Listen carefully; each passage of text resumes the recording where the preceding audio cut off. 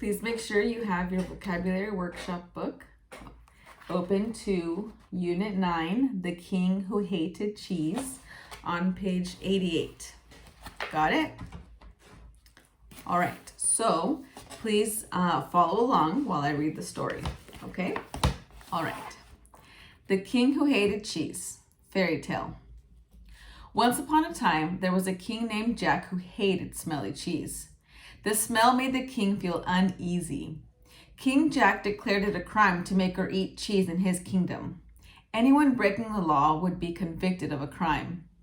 King Jack was married to Queen Feta, and they had a beautiful daughter, Brie. She and the other children in the kingdom grew up without even knowing that cheese existed. Now, King Jack had been arguing with the monarch who ruled a nearby kingdom. Both kings laid claim to a mountain that stood between their lands. They both had strong feelings about this issue and grumbled about it constantly. Finally, the two kings met to discuss the problem. To their surprise, they found that they liked one another. They became good friends and agreed to sign a treaty that would solve the problem. The treaty said that the mountain belonged to both kingdoms. It also contained a provision stating that, as a show of unity between the kingdoms, Princess Brie would marry Prince Colby, the son of the other king. Prince Colby arrived at King Jack's palace with a large present for his bride-to-be. When Brie opened the package, she saw the cheese and a note that the prince had enclosed. Brie was puzzled, for she had never seen cheese before. "Stop!" King Jack said. "Don't touch it!" Then he pointed at Prince Colby. "You have broken one of my laws. No cheese allowed. Guards, take him to the dungeon." In the meantime, Princess Brie had no idea of the problem and had taken a huge bite of the cheese. "Yummy," she said in earnest.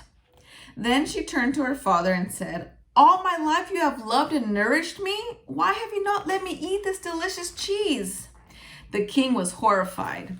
Now Princess Brie would have to be disciplined as well. So he sent his only daughter to the dungeon. But as Brie was leaving, the queen also ate a slice of cheese. The king's advisors, the cooks, and the servants all took a taste too. Before long, everyone ended up in the dungeon. At that point, only King Jack remained in the palace. He looked at the big piece of cheese. By now, its edges were all jagged and uneven. It was quite the palace, and King Jack could think it was quiet in the palace, and King Jack could think freely. He stared at the cheese. It was not a quick action, rather it was very gradual. He moved his hand closer and closer to the cheese and pinched off a small piece. He sniffed it and decided it was not smelly. Then he put it into his mouth. He murmured, "This is delicious." He ran to the dungeon and freed everyone. He declared a grand feast for the wedding and asked the prince if more cheese could be sent for immediately.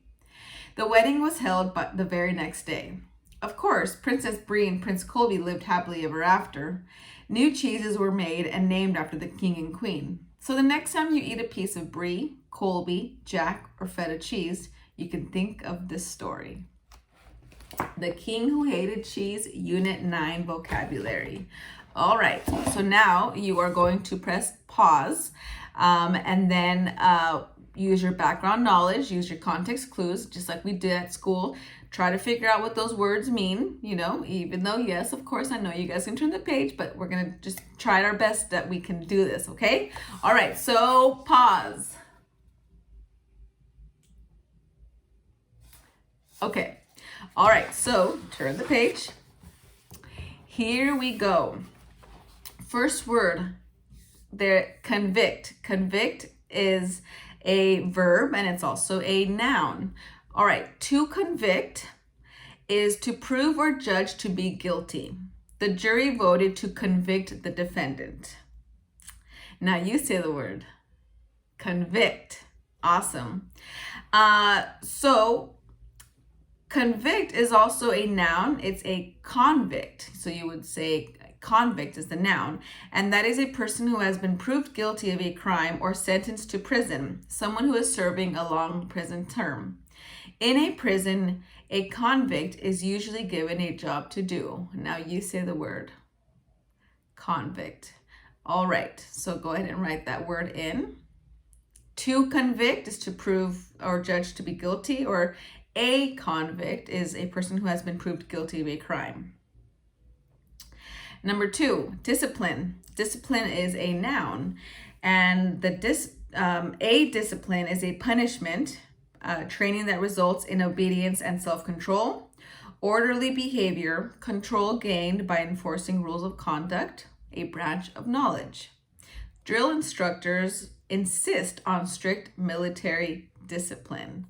Now you say the word discipline. Good. Now, discipline is also a verb. To discipline someone. So to discipline is to punish, to train in proper behavior, to bring under control. The principal knows how to discipline rowdy students. Now you say the word. Good. Discipline. Remember, a discipline is a punishment. To discipline is to punish. But also remember that for the noun discipline, a discipline is like a branch of knowledge. So like a practice. Okay. All right. So number 3, dungeon. A dungeon, that's a noun. It's a dark room or cell used as a prison, which is usually underground. The story described the terror of being locked in a dungeon. Now you say the word dungeon. Great. Number 4, earnest. Earnest is an adjective. Earnest is something that's serious, important, or grave. And blank desire to help others may lead a person to choose a career in medicine. Now you say the word earnest.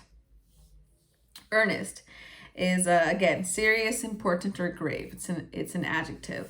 So I had an earnest question. Why do clouds form in the sky? I don't know. Just an example. Okay. All right. Number 5, enclose. Enclose is a verb, and that is to surround on every side, to close up inside or fence off, to include with something else. Be sure to enclose payment with the bill. Now you say the word enclose. Great. So to enclose is to kind of like surround something, to close up inside. To use an example sentence, some of us may feel enclosed in our houses, because we're not really able to go anywhere. All right, number 6, gradual. Gradual is an adjective. To be gradual is happening step by step or by degrees, changing little by little.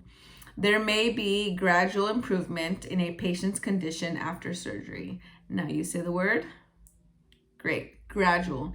Gradual means it happens little by little. So, a flower blossoms gradually. It doesn't happen right away. It happens little by little with sun and light and water.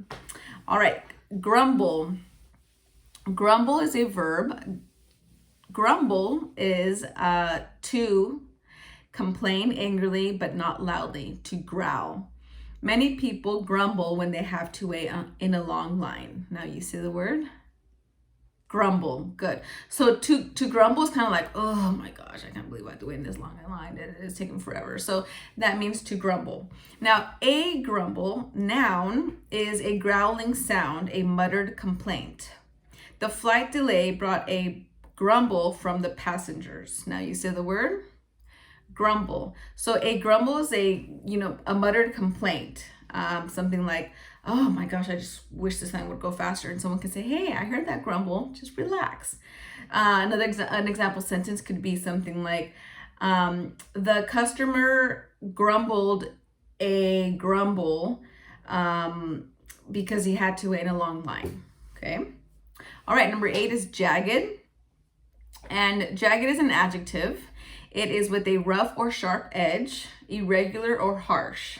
I cut my hand on a jagged piece of broken glass. Now you see the word jagged. Great. So jagged is something that's kind of like broken off. If you've ever seen a rock and you've kind of like thrown it and broken it, it kind of has a lot of jagged edges, like rough, sharp edges, irregular, okay? Ragged, serrated, uneven. That's what jagged is. All right, nourish. Nourish is a verb. To nourish is to feed or help grow and develop, to support. Adult birds nourish their newborns. Now you say the word nourish. Great job. So to nourish is to feed or help grow, to nurture, to raise. Your parents nourish you. And so that's nourish. All right, number 10, provision. Provision is a noun. A provision is the act of supplying or making available a stock of food or supplies, a step taken in advance, a condition as in a contract. A good hotel makes every possible provision for its guests. Now you say the word. Good. Provision. So a provision is supplying or making available. So you can say, or it's also a stock of food. So our provision in our garage is plentiful. Okay.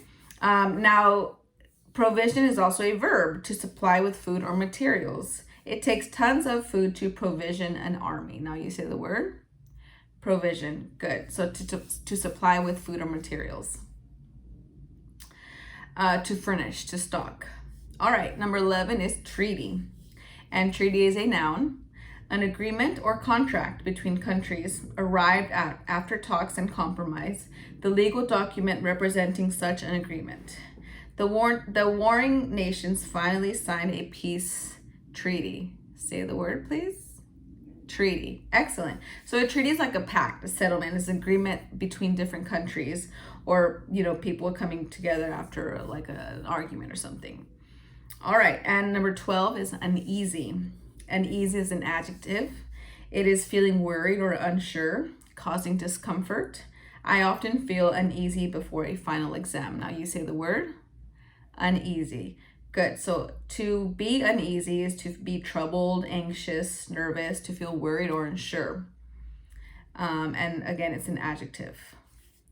All right. And that is the definitions and Unit 9 vocabulary words. So we'll be using these words for 2 weeks. You have a Spelling City, and you'll have separate assignments on Unit 9. Okay. All right.